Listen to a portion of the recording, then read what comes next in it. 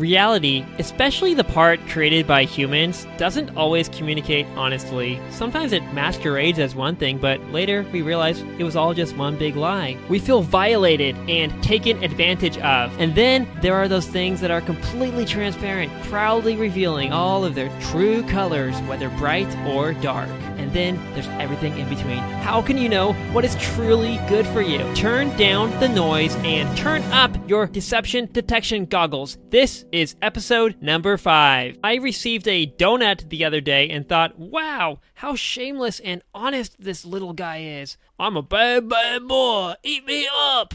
It knows it's unhealthy and is just owning it. No false promises, no fine print or hidden costs. You simply eat it without any confusion or guilt and face the consequences that you both agreed upon. It's the same with a lot of sweets and snacks, such as cake, candy, ice cream, cookies, and chips. And that's part of what makes consuming these blatantly unhealthy foods so much fun. The less shameful and depressed they are about themselves, the less you will be when you consume them. We can have pleasure and keep our feeling of autonomy at the same time. Well, that is until our neurochemistry then gets thrown off and we're running in circles chasing more short-term highs. But we also know that's part of the package. We expect it, which is why we don't eat them every day. Unless they are addictive, which they sometimes are, it's hard to deceive yourself into thinking that such pure junk labeled as junk is good for you. It's just enjoyment, like snakes or spiders. You know what they are when you pick them up. They're not pretending to be cute little butterflies. The greatest danger is on the other extreme, when something is just as bad for you, but it's pretending to be good. Wow, that is pure evil, some Ted Bundy, John Wayne Gacy kind of stuff. But unlike serial killers or rapists, these foods and products are often attacking billions of victims every day, and over time, actually murdering them. They are the invisible serial killers of society, free to roam throughout your friendly neighborhood store and supermarket, sneaking their way into your body and home, even often allowed to play with your children. Wow. It's less sad and painful if you already know what you're getting yourself into, if you found the guy on badboycupid.com. It's different when you're just an innocent person trying to make a better life for yourself, trying to be good. The worst part is that you might be so deeply deceived that you triple down on these foods and products, speed off on the wrong side of the road, thinking you're using them to get to your destination faster, and then boom, you crash and die. It's not fair. We're living in the Wild West, and it often takes decades or centuries for these bad guys to get caught and revealed for what they truly are.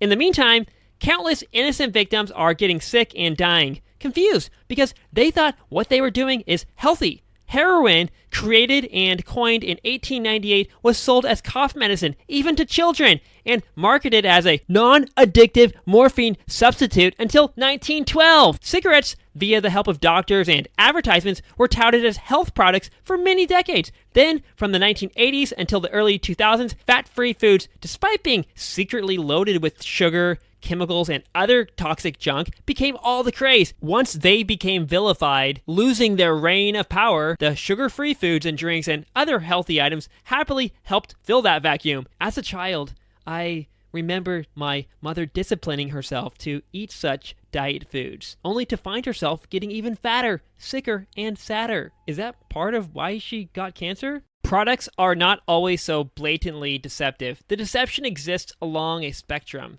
Some things exist in the middle, the gray zone. Think whole grain bread, healthy cereals, fruit juice, factory farmed meat, milk, protein bars, and wine.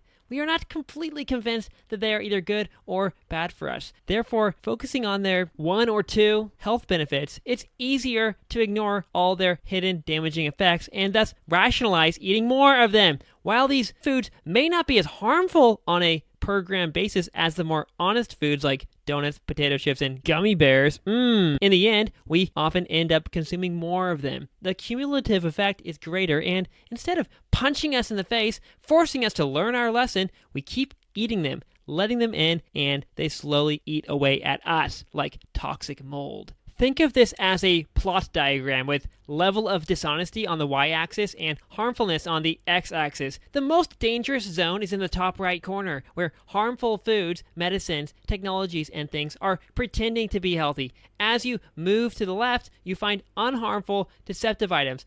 These are really just missed opportunities, like avoiding olive oil because you're told it has too much fat. That's unfortunate, but at least it's not killing you. Then there is the middle gray zone just mentioned, where you're not sure what to think. So you decide whatever rationalization is convenient to you. Self-deception is so easy here. Guilt-free overconsumption of potential junk.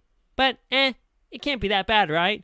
The best foods and products overall are not necessarily the healthiest or least harmful ones, but the least deceptive ones. So in the wider scheme of things, donuts and slushies might be better than granola bars and orange juice. Who knows what current health product is a viper in disguise? Don't trust everything you are told.